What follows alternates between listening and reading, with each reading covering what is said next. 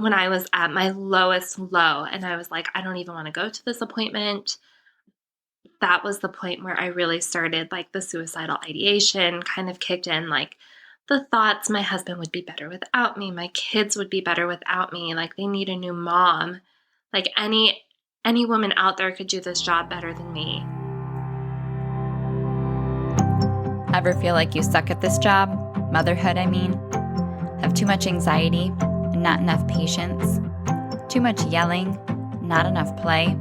There's no manual, no village, and no guarantees. The stakes are high. We want so badly to get it right.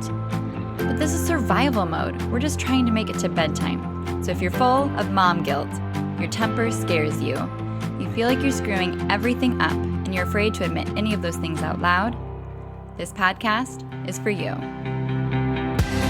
This is Failing Motherhood. I'm Danielle Bettman, and each week we'll chat with a mom ready to be real, sharing her insecurities, her fears, her failures, and her wins. We do not have it all figured out. That's not the goal. The goal is to remind you, you are the mom your kids need. They need what you have, you are good enough, and you're not alone. I hope you pop in earbuds, somehow sneak away, and get ready to hear some hope from the trenches. You belong here, friend. We're so glad you're here. Welcome to Failing Motherhood. My name is Danielle Bettman, and on today's episode, I'm thrilled to be joined by my good friend, Laurenne.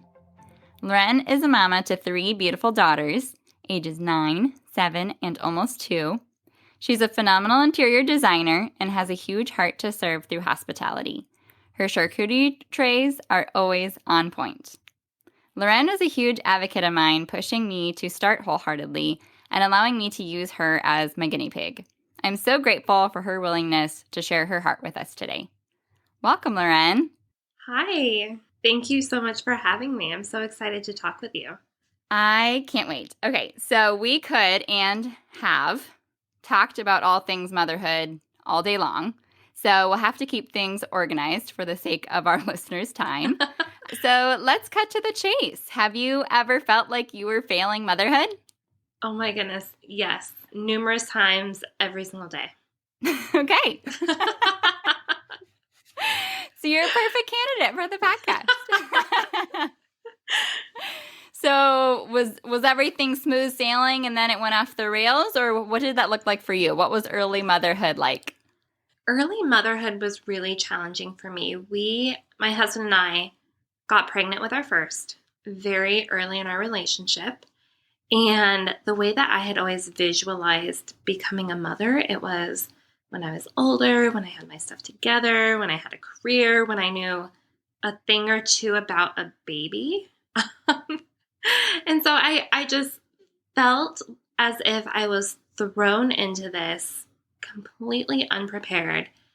And I always had this nagging idea or thought that, like, God somehow messed up. Like, he gave the kids to the wrong person. I was not fit for the job. So yeah, early motherhood was constantly challenging for me.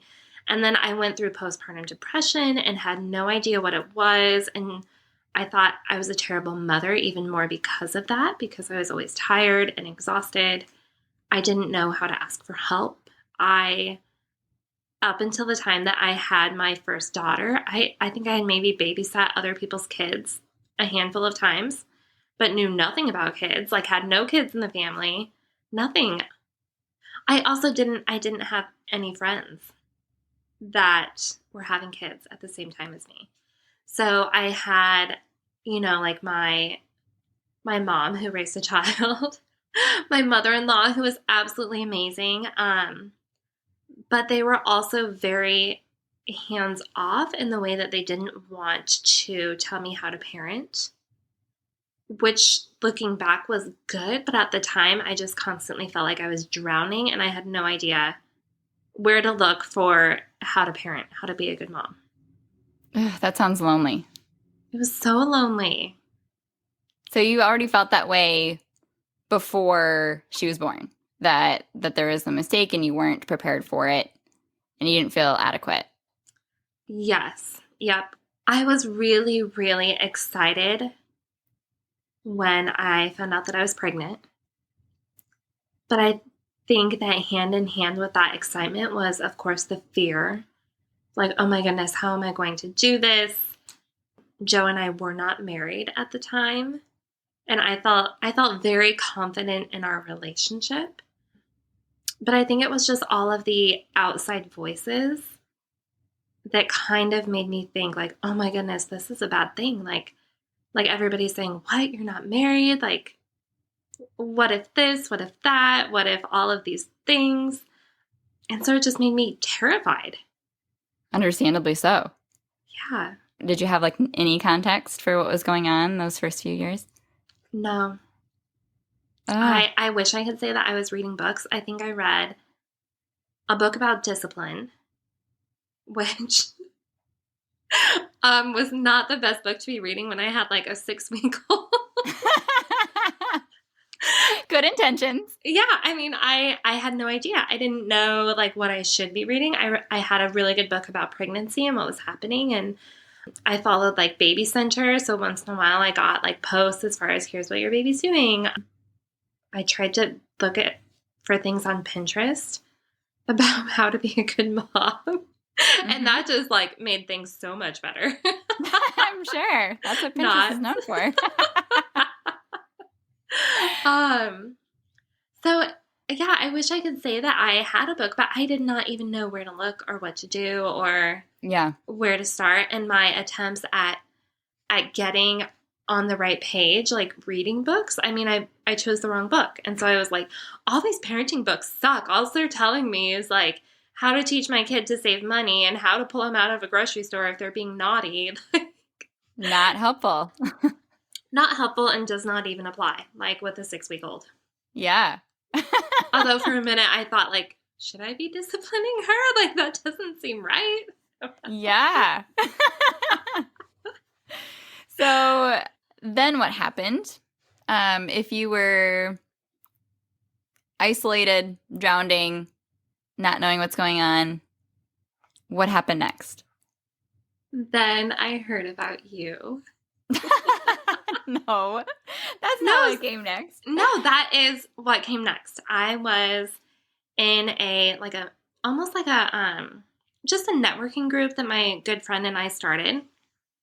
And we talked mainly about like business and how to be more productive as entrepreneurs and things like that. And one girl in the group, Nikki, came over one day to our meeting and she said, I just came from this thing and here's what they talk about. This woman that leads it is amazing. She showed us pictures of her house and like what it looks like when people are coming over and what it looks like regularly. And she was just going on and on and on about you, Danielle. And I was like, oh my gosh, I want to meet her. I want to go to this group. Like, tell me where it is. So she told me and I started going to Mama Bunch. And that was like so life-changing for me. What about it was life-changing? I never knew until I went to Mama Bunch that other moms struggled like I did. Like, had no idea. Looking back, it blows my mind. And I thought that once I realized that other people were struggling, I thought, okay, well, I'm the only one who ever felt like I was the only one. Oh. But I'm finding more and more that that is not the case. Yes. Yes. And it is so, like, it's just heartbreaking in a sense, but then I also get, like, people probably think I'm crazy because they just mention things, like my sister will say something, I'm like, no, like, you're not the only one, and I get so excited, like, just because I love seeing them bring their fears to light and realize they're not alone. Yes. And that's exactly what Mama Bunch did for me. Because it takes, like, that power away when you bring it to light and you talk about it. Like, all of that, like, fear and control just kind of becomes neutralized then. Absolutely. Yeah. Which is, like, the whole heart of this podcast as well, is talking about those hard things so that other moms don't feel like they are the only one that's Yeah. having a hard time, or the only one that feels like they're the only one. Oh, I love that it. is heartbreaking though. Like to know that there are so many moms out there feeling like they're feeling and not having anywhere to go with those feelings, not having the conversations or the connections or the friendships that validate those feelings in them. And now, even worse with the pandemic, I feel like we're so disconnected that all we have is the internet, and that is just not great. Oh, yeah. Yes. I absolutely agree. So what changed then once you started going to Mama Bunch? I feel like the change at Mama Bunch was so gradual, and I feel like there were so many things that I wasn't quite ready to hear or to move on yet. I felt like that first season, probably the 6 months or even a year, I kept going because I knew that I wanted to be there. And I came away feeling so much better. But I just remember hearing all of these things. And like one of them, our good friend Chloe had said, another mom was sharing how much she admired the way that a friend of hers handled her child. And she said she's just so patient, and I wish I could be like that with my kids. And Chloe stopped her and said, no, like you are the perfect mom for your child. Your child would probably not respond if you were like that other mom. And she said something to the effect of like, God specifically chose you to be the mother for your children. And that, like, now thinking about it and saying it, I'm just like, whoa. But when I heard it the first time, I just remember thinking, that's really cool that that applies to that other mom. And I just tucked it away in my mind. And I'm so happy that I did, because like right when I needed it, it like just hit me in the face. And when was that? That was when I started to see my therapist. Okay. So you sought out therapy, which is good. I felt like I just felt like I could not get any lower. Honestly, it was the most depressed and the hardest time of my life.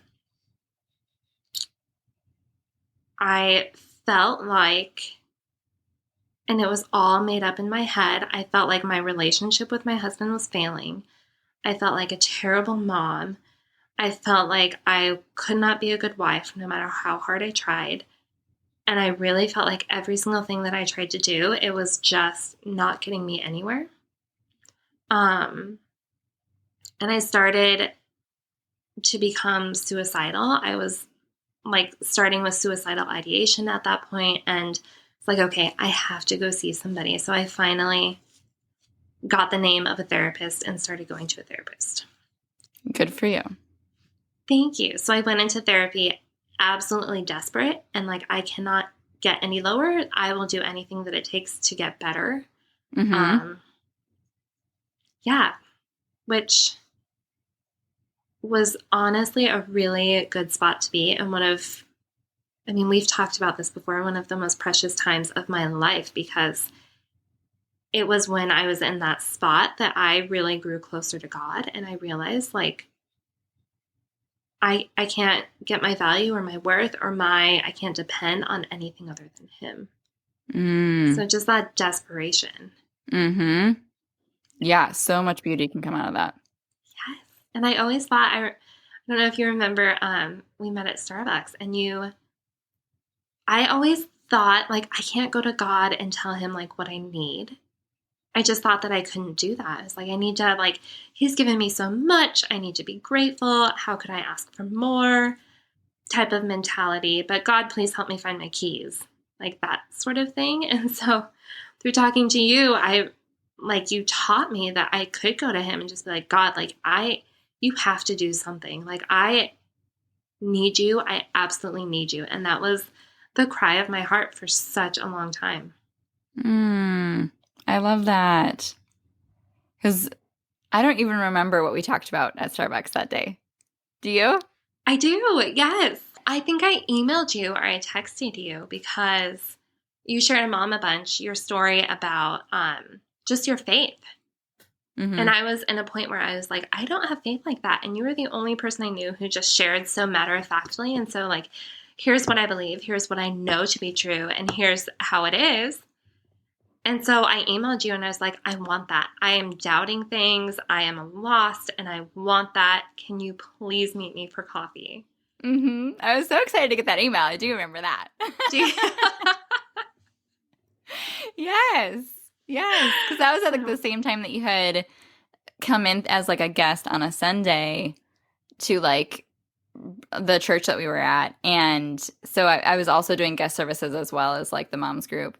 And it was really fun for me because I saw Mama Bunch as a ministry. Like that was the reason why I was so bold about sharing my faith in those meetings, was because I wanted it to permeate more than just mom life, you know?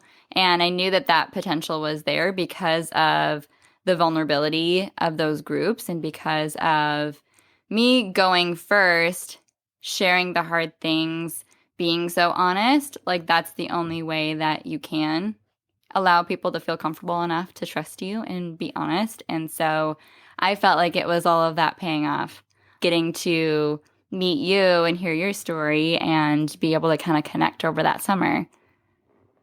Oh my goodness, I loved it. And I'm so happy that you did that because now I have such an amazing group of friends. Like I start bawling when I think about the friends that we have and just how awesome you guys are. They're pretty great. Yes, absolutely. Shout out to Yes. the friends. So back to therapy.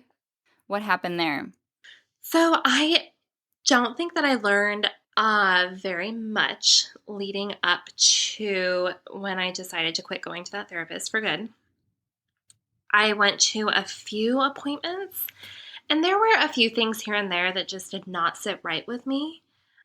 And I'm happy, looking back, I'm happy that they didn't because I think when I went in, I was like, she has all the questions. She's the professional. She knows what to do. She knows everything. And so I went in like fully trusting this person. And there were just kind of like some red flags where I'm like, I feel like that's not the truth. Or not that she was lying to me, just it wasn't the truth according to God and how he views me. So it was planting little seeds of doubt, kind of? Yes, it did.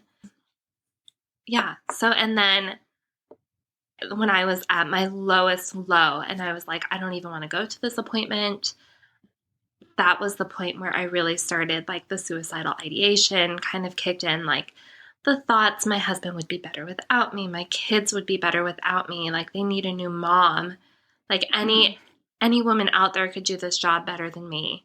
Oh. So those started kicking in and I went to my therapy appointment.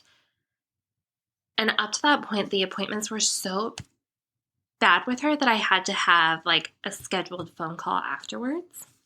And so I went in and I told her, I laid it all on the table. I was like, I just feel like I am failing.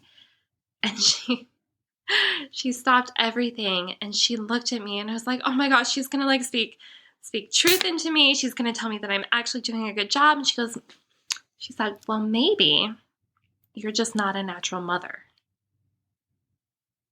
And I was absolutely crushed. Like, I don't even know how I made it to the parking lot. I bawled the entire way home. My heart breaks for you every time I hear this story. I like looking back, I know it was the breaking point that I needed. And I am so happy that I had God. And so should I go on with like what happened from there or? Yeah, like how did you deal with that? I bawled the entire way home. I got home and I was still bawling. And I then started Googling what a natural mother was. I'm like, is that even a thing? Like, is this a term that I just have not heard before? Is this is there a world of natural mothers, like a club that I didn't even know about? Like, Yeah, right. is that why I didn't have any like mom friends up until this point? Like, what? I mean, I had you guys, but up until before that. Yeah. So I started Googling it, and surprisingly, from what I found, it is an actual thing.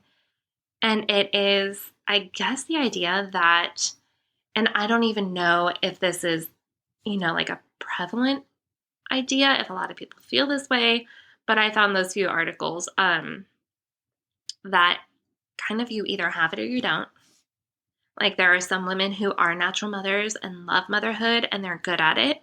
And then there are just others who aren't, who don't have that gene, basically. Lies. Yes. Straight up lies. Yes. Yes. And so I called my husband bawling because I was seriously like just wanting to check out. Yeah. Just like she validated all of my worst fears and she's the professional. Yeah. That's the worst nightmare scenario. Yeah. Yeah, it was terrible. So I called my husband and I thought that he would run home and comfort me. And that is what I thought when I called him. But he is so, so, so wise. He said, you need to hang up with me right now. And you need to call your Al-Anon sponsor and you need to talk to her about this. And that, I feel like, was another one of those moments that was just so pivotal in the trajectory of like everything from then on. So I hung up with him and I called my sponsor, my Al-Anon sponsor, even though I was bawling, and her name is Mary. And she just told me, she's like, okay, like that was not very nice of her to say. And she really gave me a game plan of like, here's what I want you to do. I want you to get your like cutest outfit on. I want you to do your hair.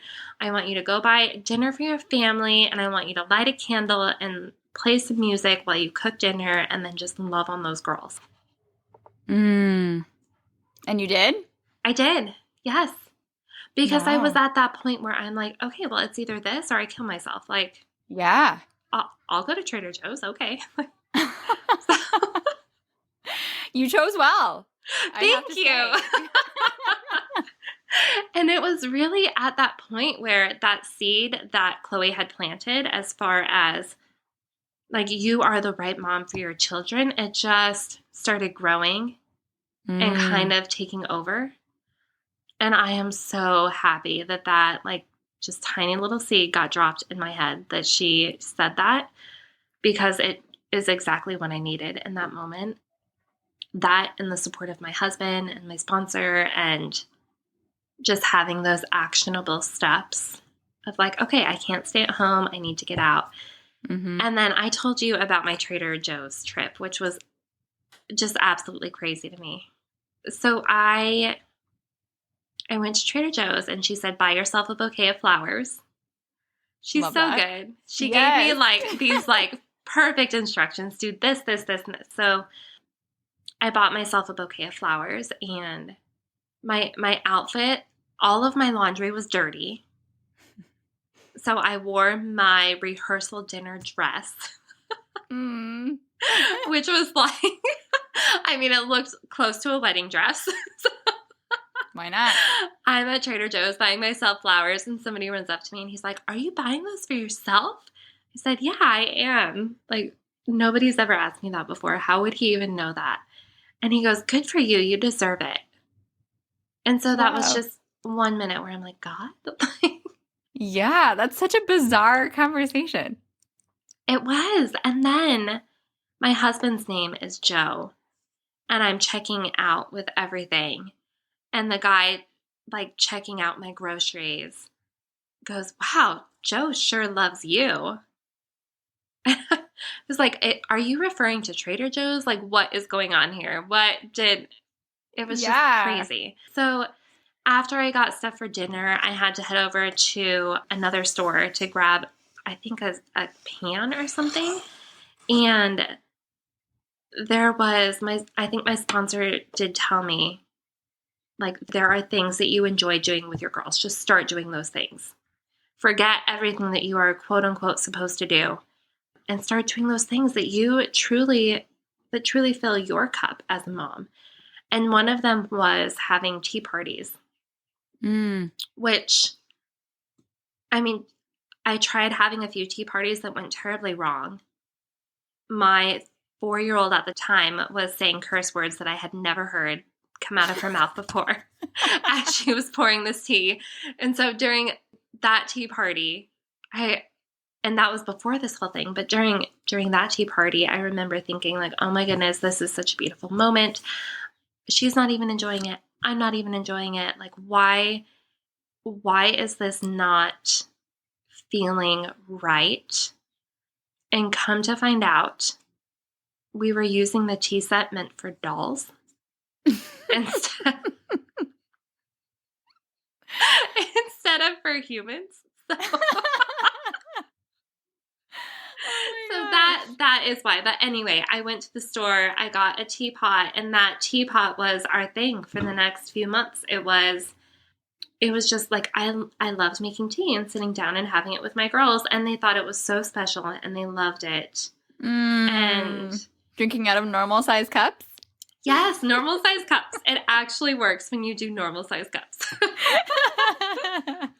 But I feel like even that was just such a beautiful picture of what I do so many times in motherhood and what I'm guessing other moms do too.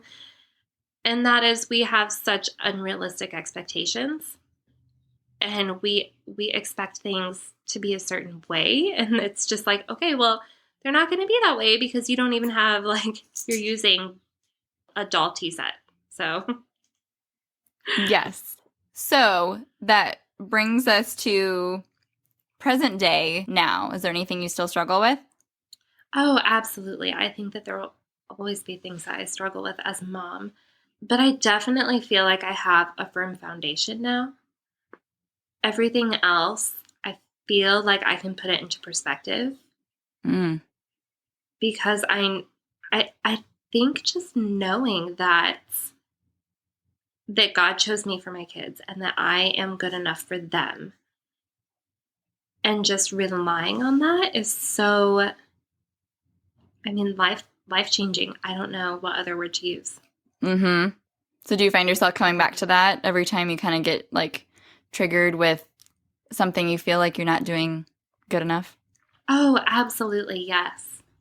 Or even when I see other moms, I'm like, oh, I wish I could be more like that. I'm constantly reminding myself, like, no, that works for their kids, and their kids need that for some reason, but my kids are different, and God knew how they would be, and He knows how I am. And He's got this.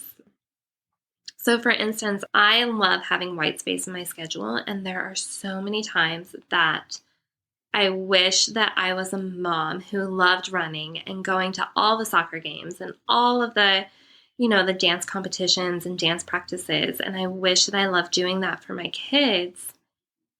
And I'm constantly reminding myself, like, they may think that they need that or want that, but God knows better.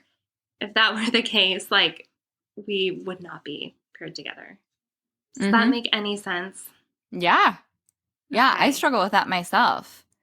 I feel like there's times that I feel like I am not providing the experiences or opportunities that my kids need, and I'm, like, withholding that from them, or, not being able to provide for them in the ways that they need and not showing up for them well.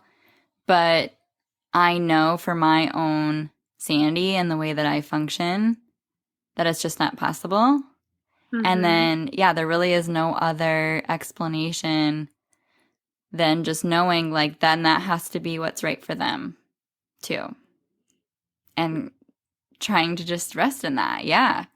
It's hard though, because I feel like every time there's a new opportunity or different things going on, or I meet a new mom that's just, like, killing it in a certain area, it just, like, pushes that sensitive button in me about, like, oh, am I sure? Am I sure about that? Like, yes, absolutely. It's so hard. I don't feel like you ever arrive. Absolutely. And I always used to think that it was hard because I was doing it wrong. Like the Mm. whole parenting thing. I'm like, this is hard because I'm doing it wrong. Yeah. Must not be good. But talking to other moms, it's like, no, it's hard for everybody. It is challenging. And you always say that, like, it is a tough job. Yes. It's tough when you're doing it right. It's almost Yes. the opposite. Yes. Yeah, but there's definitely that misconception. And that's devastating because it is not giving any credit where credit's due, and it's not allowing you to see the good and focus on the wins and, show up the ways you do best because you're so defeated and frustrated and self-deprecating if you really do feel like it's all your fault that it's not going well. Like that doesn't bleed over and overflow to your child in a way that's healthy or serving them. Yeah. That's so true. So if you were to be able to give advice to a mom that's where you were a couple years ago, what do you wish you knew then, or what advice would you want to share? I think going back to what helped me so much, and that is that you are the perfect mom for your kids. God specifically chose you for them, like their specific needs and their spirit and their just who they are and how they are. He chose you for them. Like I would want them to know that. And I would also want them to know that there are loving moms out there who will share their wisdom and be supportive. And if anybody does not have a group of loving mom friends, I would strongly urge them to find it and keep searching until they find it. Like having the friends that I have now, if I knew that they existed and I hadn't found them yet, I would go to the edges of the earth to find them.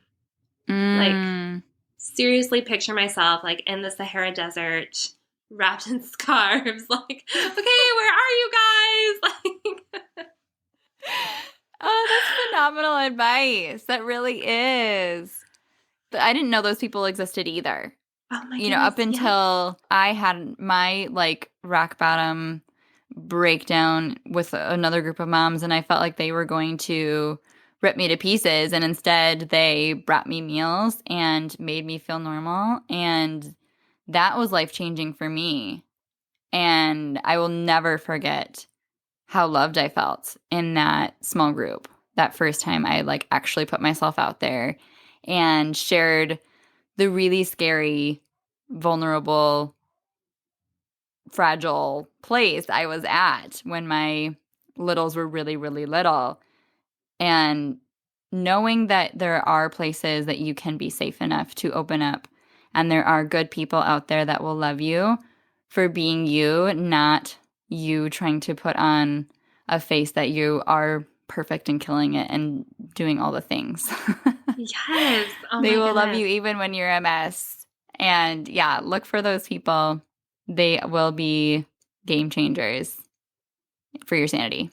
They will be. And also, I love what you said about being vulnerable because looking back at my experience in the small group that I was in, I think that was when I really, like, my heart really opened up to those friendships. I shared about my depression and my anxiety that I was struggling with.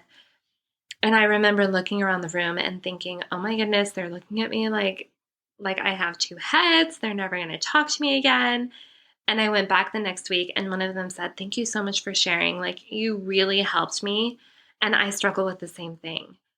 And that was the Whoa. first time that I was like, oh my goodness. Like, I shared this part of me and you didn't run away. Like that, I just felt so loved. And I felt like, okay, this is what real friendship is. Like, yeah. Yes. So I think there's so much power in finding that group and then being vulnerable within that group. Mm-hmm. Yeah, and I do feel like I want other moms to know if you are vulnerable and you say those things, and other moms run away or don't talk to you, like, awesome. Then you can move on to the next group because those are not your people. Do not get sad about it. Yes. And I think good point. Also know those other moms, like they could be doing that because of an insecurity that they have. And it's not not so much because of you or that you are bad or broken. It's just what's going on with them. So keep searching till you find those good friends. Yes. Oh, that's so good. So the last question that I'm going to ask every guest, I feel like you've already spoken to a lot, but you can wrap up. How are you the mom that your daughters need? Oh, I love that question. Okay, I think so much of it lies in my passions and in what really lights me up as a person. Like, I love reading. And so we have reading parties and we throw down a ton of blankets and pillows and we just get cozy and read. And that totally fills their cup. I love being outside in nature, and I absolutely love like having a completely blank schedule and going super slow, doing whatever we want. Really do feel like that is what they need. Especially my husband balances me out in all of those areas. Like, he loves to go, go, go, and he loves running, and he loves like moving from one thing to the next. And so my husband and I balance each other out. But also, like, I know that my girls need all of those things from me. So. I love hearing you own that, because that is exactly the goal that I want every mom to get to, that place of knowing what those things are, owning those things, doing them, and feeling proud that you are filling in the gaps and meeting your kids right where they're at. And I know that your girls are so, so lucky to have you as their mom.